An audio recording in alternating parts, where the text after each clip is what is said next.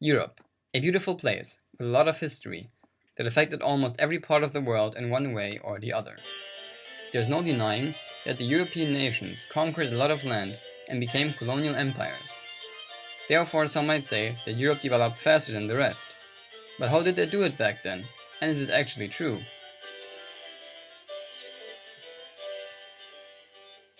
Let's clarify that Europe wasn't always the advanced powerhouse we know of today. In its golden age, ancient China was far ahead of the war-torn Europe. Until the 16th century that was. Before that point, China was also wealthier than Europe. Not to mention the Islamic civilizations. In the age of Islam, they created many groundbreaking concepts about pretty much everything. At that time it seemed impossible that the Europeans would catch up on their own. Back to China. This is a Chinese junk. For a long time, these Chinese ships were the best, and they did use them to explore places all around the Indian Ocean and trade with them. In the early 1400s, China would have destroyed Europe as a competing colonizer, if it had decided to colonize in the first place. During the Ming Dynasty, the emperor was more interested in using his fleets to trade and collect tributes. The so-called treasure fleets were made up of giant ships that could carry lots of men and goods. Just look at this picture right here. It really shows how far China was ahead. However, the fleets were dismantled, and the following Ming emperors focused on building the Great Wall and a stronger military to face the Mongol threat in the north. To understand why some civilizations do better than others, let's look at some of the factors that improve early development. First, Eurasia is wide. The climate in these latitudes is perfect for agriculture, so high-protein crops like wheat and barley can easily be cultivated there. Looking at these two continents, you notice that they are tall.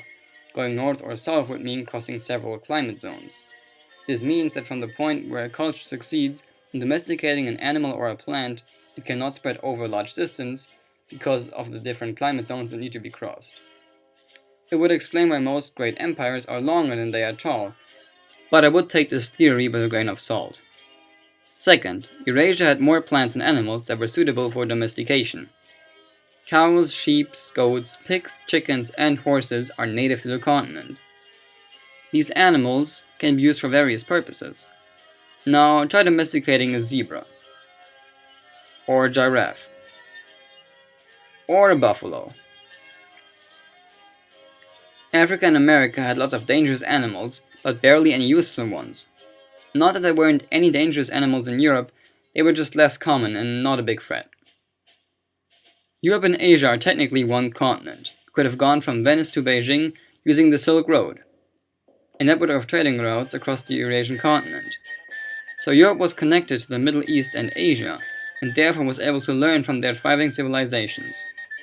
People from Africa would have had to traverse the deadly barrier, also known as the Sahara Desert, to a point where it just wasn't worth it.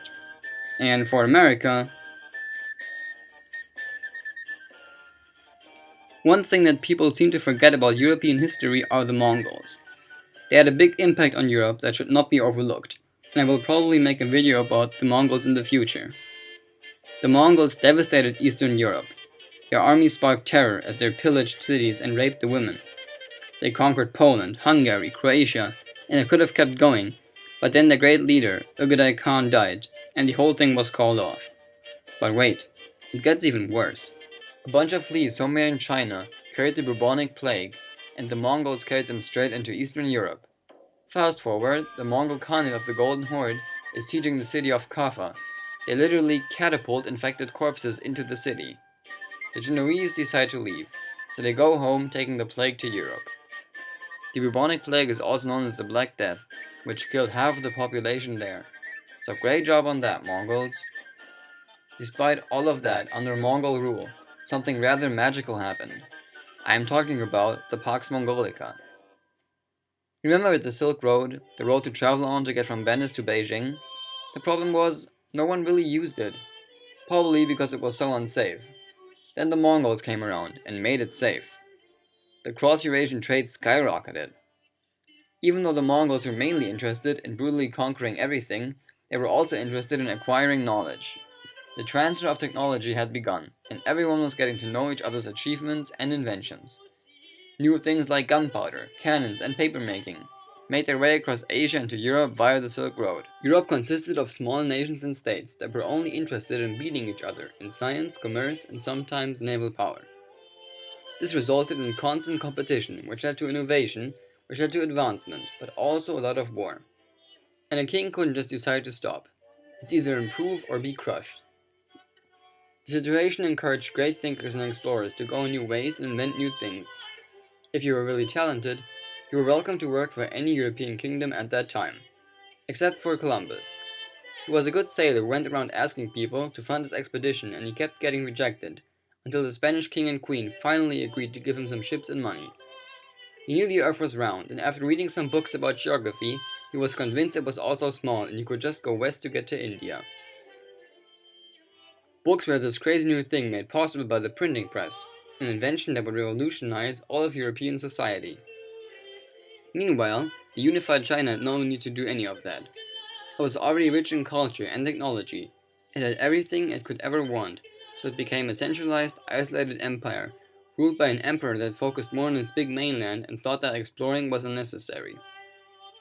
After Columbus found America, yes, found, not discovered, the Europeans were like, wait a minute, the people here are weaker than us, so why not take their land? The competition between the European empires came to a whole new level. Everyone took as much as they could possibly can, and from there we all know what happened. European influence kept spreading as they colonized more territory and enslaved the local population. Even the Chinese couldn't escape Europe. Although they were never really colonized, they were defeated by Great Britain, and what followed was a century of humiliation.